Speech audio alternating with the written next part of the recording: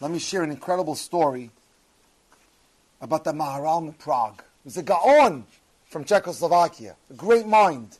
What does it mean? You'll get what's coming to you, and no one can take it away. The Maharal was the center of Prague was the center of intense learning in the 1500s.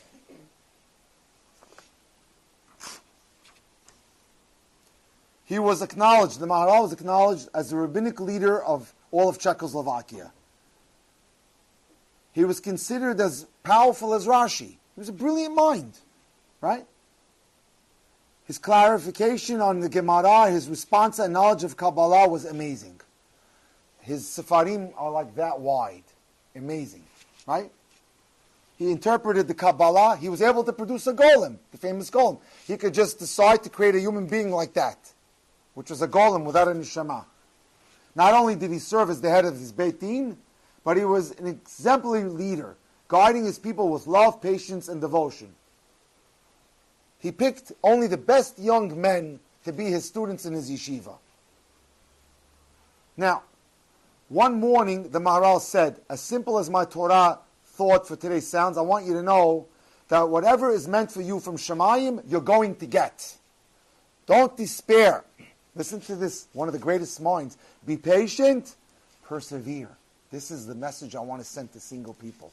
Be patient, persevere. Now, this statement had very little effect on one of his students, whose name was Asya. Listen to what Asya did.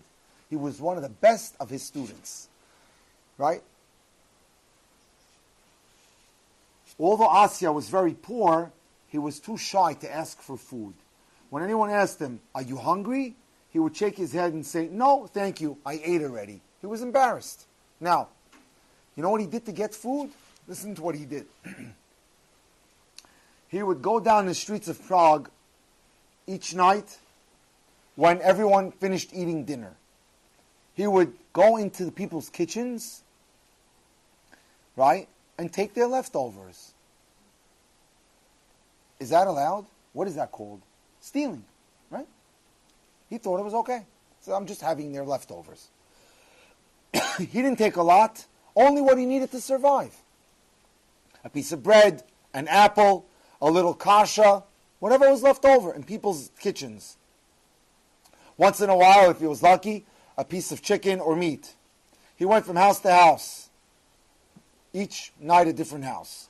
It took many months until he returned to the first house and start the cycle all over again in the city of Prague.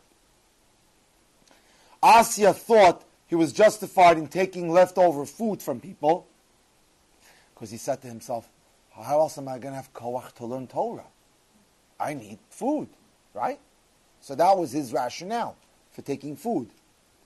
And he said most people would ignore the fact that I took a little bit anyway. What are they? They're not going to miss it, right? That night, Asya helped himself to leftovers. His one meal for that day was a small piece of black bread with little white cheese. That's all he had for the day. The next morning, the Maharal, who was a Mikubal, who was a Gaon, said the following in the yeshiva. If only that Ganav would be patient, if only he would hold on, he'll get everything from heaven that's supposed to come to him. That's what the Maharal said for the Dvar Torah for the day. Right? He lowered his voice and whispered, I know it takes a lot to hold on, as if he's trying to get his message to his Talmud Asya. The Talmidim didn't know why this was the second day in a row that the Maharal was talking about stealing, about patience, about holding on. It wasn't like the Maharal, was such a great mind, to talk about two things 2 days in a row. Every day was a different machshava, a different thought.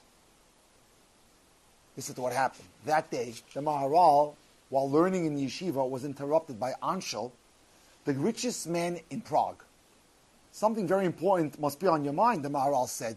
You're one of our most chashuv and important businessmen. You wouldn't come to visit me in the middle of the day to the Beis Medrash unless something important, because you have very big business deals to deal with. Why did you leave your business in the middle of the day to visit me? How can I help you, Anshel? You must know, Anshel replied, my only daughter is now at marriageable age, Fegi.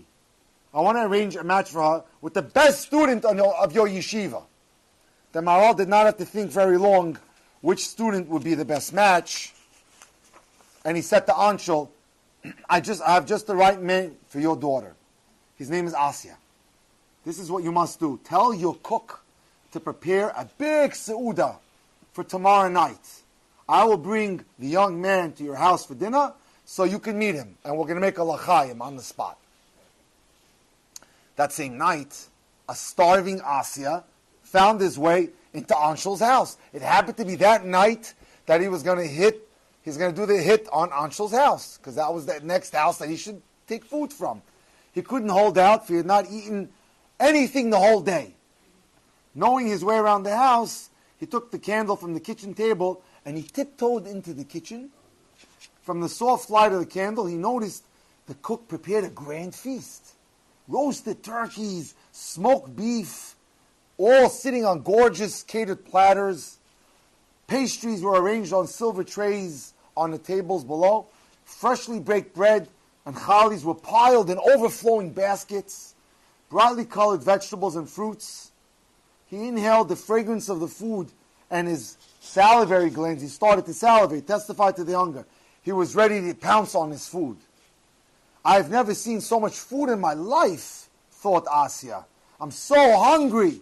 With all this food, no one will care or no one will miss if I take a small little turkey leg or a challah. Maybe I can even sneak a piece of cake for dessert. He raised his hand to pull a leg off the turkey when suddenly he remembered what the Maharal said in yeshiva that day. Asya, he says to himself, what are you doing?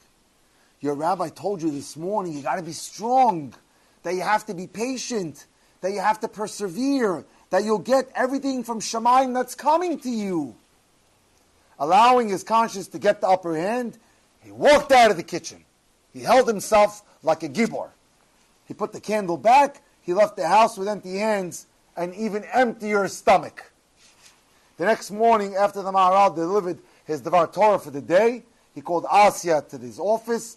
He put his hand around him and he said, tonight we've been invited to have dinner with Anshul, the richest man in Prague. After we finish our studies for the day, I want you to go to my house and wash up. My wife will give you a clean shirt and a clean suit. We will go to dinner together by Anshul's house. When the Maharal and Asya walked into Anshul's house, Asya anticipated all the food that would be served, because